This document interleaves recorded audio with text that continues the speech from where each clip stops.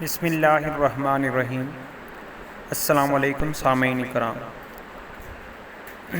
امام ابو حنیفہ کی حیات طیبہ کے حوالے سے آپ کی خدمت میں دوسری ایپیسوڈ لے کر حاضر ہیں۔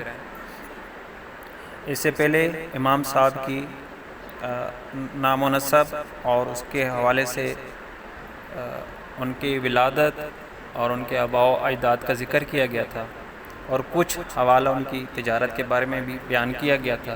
اسی سلسلے کو لے کر آگے چلتے ہیں کہ امام صاحب کی تجارت کی وسعت کے بارے میں اس بات سے اندازہ لگانا آسان ہوگا کہ کوفہ سے سینکڑوں میل دور شہروں میں بھی آپ کی تجارتی شاخیں پھیلی ہوئی تھیں۔ بصرہ، مرو، نیشاپور اور بغداد میں آپ کے تجارتی نمائندے ہوتے، جہاں امام صاحب کا مال جاتا اور انہی جگہوں سے بھی آپ کے پاس مالی تجارت آتا۔ حسن بن ربیع کہتے ہیں کہ قیس بن ربیع ہم سے ابو حنیفہ کے متعلق روایت بیان کرتے تھے کہ ابو حنیفہ بغداد سرمایہ بھیجتے تھے اور وہاں کی چیز اس سرمایہ سے خریدی جاتی تھی اور وہیں کوفہ لاد کر روانہ کی جاتی تھی۔ تاریخ بغداد جلد 13 صفحہ 360۔ معجم المصنفین میں تبیض الصحیفہ کے حوالے سے نقل کیا ہے کہ امام ابو حنیفہ کے متعلق بتواتر یہ بات منقول ہے کہ وہ خز کے ایک بڑے کامیاب تاجر تھے اور ان میں ان کو خاص مہارت حاصل تھی۔ کوفہ میں ان کی دکان تھی اور تجارتی کاروبار میں بھی ان کے بہت سے شرکاء تھے جو خز کی خرید و فروخت کے لیے سفر کرتے تھے۔ جلد 2 صفحہ 175۔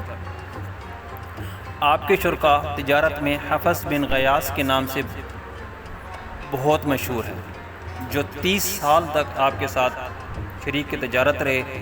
خود حفص کا بیان ہے، کنت شریک ابی حنیفہ 30 سنۃ، میں 30 سال تک ابو حنیفہ کے ساتھ شریک رہا۔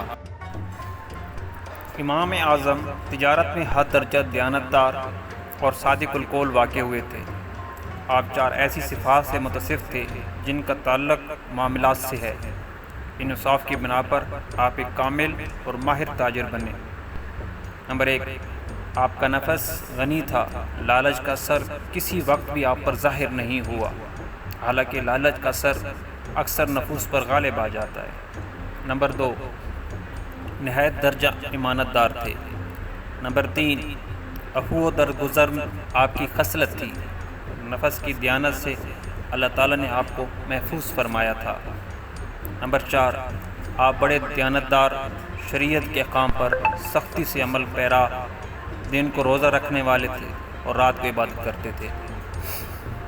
ان اوصاف عالیہ کا اجتماعی طور پر جو اثر تجارتی معاملات پر مرتب ہوا، اس کی وجہ سے تاجروں کے طبقے میں آپ کو انفرادی مقام حاصل ہوا۔ بیشتر افراد نے آپ کی تجارت کو سیدنا ابوبکر صدیق رضی اللہ عنہ کی تجارت سے تشبیہ دی ہے۔ خرید و فروخت کی امانت داری کے طریقے پر عمل پیرا ہوتے تھے۔ امام صاحب بیچنے والے کی غفلت سے فائدہ نہیں اٹھاتے تھے، بلکہ صحیح کیفیت کی ہدایت فرماتے تھے۔ ایک عورت آپ کے پاس ریشمی کپڑا بیچنے کے واسطے لائی۔ آپ نے اس سے دام پوچھے، اس نے 100 بتایا۔ آپ نے فرمایا کہ یہ زیادہ کا ہے، تم کیا کہتی ہو؟ اس نے کہا 100 بڑھا دیے۔ اسی طریقے پر 400 تک پہنچی۔ آپ نے فرمایا کہ یہ 400 سے بھی زیادہ کا ہے۔ وہ بولی تو مجھ سے مذاق کرتے ہو۔ آپ نے فرمایا کسی شخص کو لاؤ کہ وہ اس کے دام لگائے۔ چنانچہ وہ ایک شخص کو لائی اور اس نے 500 دام لگایا۔ امام صاحب نے اسے خرید لیا۔ حوالہ کتاب الخیرات الحسان صفحہ 87۔ اگر مال میں کوئی عیب ہوتا تو اسے خرید کر خریدار کو دکھا کر فروخت کرتے۔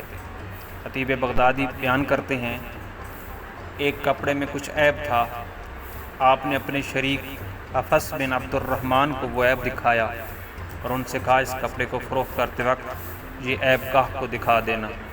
حفص مال لے گیا اور اس کو بیچ کر اس کے دام لے آئے، لیکن اس عیب دار کپڑے کا عیب گاہک کو بتانا بھول گئے۔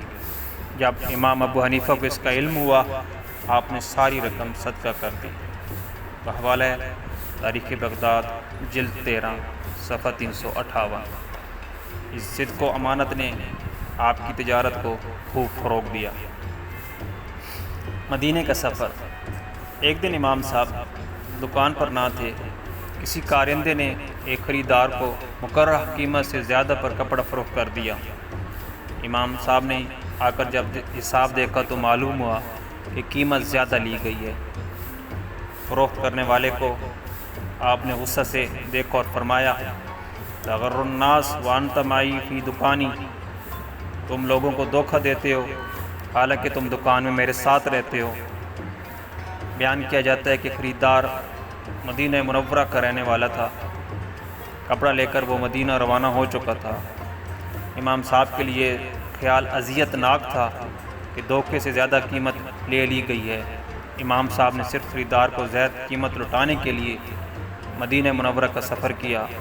مشکل یہ تھی کہ خریدار کو پہچانتے نہ تھے۔ ایک دن مسجد میں بیٹھے تو ایک شخص کو نماز کی حالت میں دیکھا جو آپ کی دکان کا کپڑا پہنے ہوئے تھا۔ جب وہ نماز سے فارغ ہوا تو امام صاحب نے اس سے کہا، ھذا الثوب الذی علیک ھو ثوبی، کپڑا جو تم نے پہن رکھا ہے میرا ہے۔ اس شخص نے کہا، آپ یہ بات کیسے کہتے ہیں؟ میں نے تو اسے کوفہ میں ابو حنیفہ کی دکان سے 1000 درہم میں خریدا ہے۔ امام صاحب نے کہا، تم نے ابو حنیفہ کو دیکھو گے تو پہچان لو گے؟ اس نے کہا، ہاں۔ امام صاحب نے کہا، میں ابو حنیفہ ہوں، تم نے یہ کپڑا مجھ سے ہی خریدا ہے؟ اس نے جواب دیا، نہیں۔ امام صاحب نے کہا کہ تم اس کی قیمت لے لو، کپڑا مجھے واپس کر دو۔ اس شخص نے کہا، میں اسے چند بار پہن چکا ہوں، مناسب نہیں سمجھتا کہ واپس کروں، اگر آپ چاہیں تو مزید قیمت ادا کر دوں۔ امام صاحب نے کہا، فرمایا، میں قیمت میں اضافہ نہیں چاہتا، یہ کپڑا تو 400 درہم کا ہے، اور اگر تم چاہو تو 600 درہم میں لوٹا دوں اور کپڑا تم پہنو، اپنے 1000 درہم لے لو اور کپڑا واپس کر دو، تم نے اسے جو بار بار پہنا ہے یہ تمہاری حلال ہے۔ تو اس آدمی نے کپڑا نہیں لوٹایا اور 1000 درہم قیمت پر ہی راضی ہو گیا۔ ابو حنیفہ نے انکار کیا تو شخص نے کہا، اگر ایسا ہے تو آپ مجھے 600 درہم واپس کر دیجئے۔ آپ نے 600 درہم واپس کر دیے اور کوفہ لوٹ آئے۔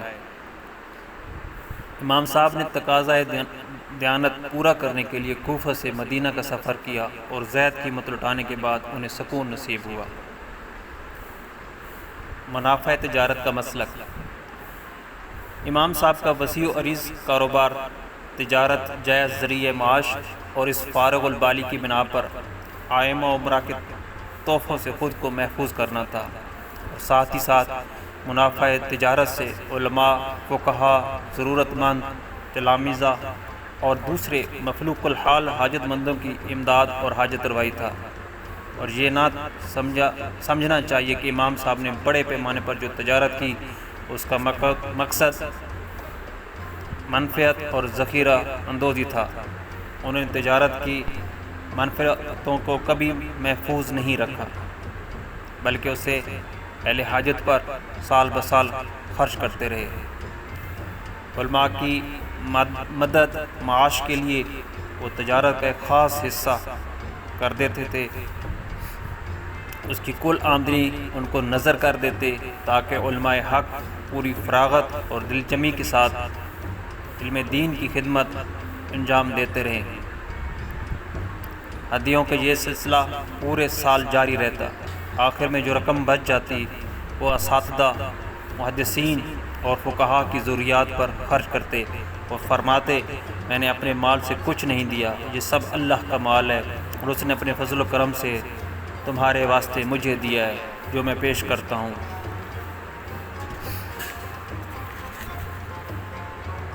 تم لوگ اسے اپنی ضروریات میں خرچ کرو اور صرف اللہ کا شکر ادا کرو، کیونکہ میں نے تم کو اپنے مال سے کچھ نہیں دیا، بلکہ یہ میرے اوپر اللہ کا فضل ہے، اور تمہاری بابت یہ تمہارے سامان کے منافع ہیں۔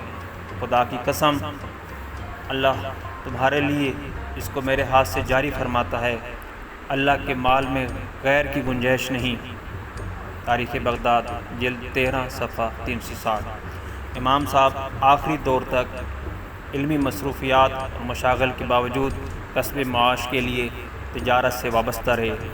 اس کی بنا پر آپ نے خود اعتمادی، بے لوث خدمت اور حق کے لیے جرأت و بے باکی کا ملکہ پیدا کیا، اور امراء و خلفاء کے تحائف اور نذرانوں کی طرف کبھی آنکھ اٹھا کر بھی نہیں دیکھا۔ تو اس پر یہ ہمارا آج کا سلسلہ ختم ہوتا ہے۔ تو امید ہے کہ آپ کو یہ ہماری آج کی قسط پسند آئی ہوگی۔ والسلام علیکم ورحمۃ اللہ وبرکاتہ۔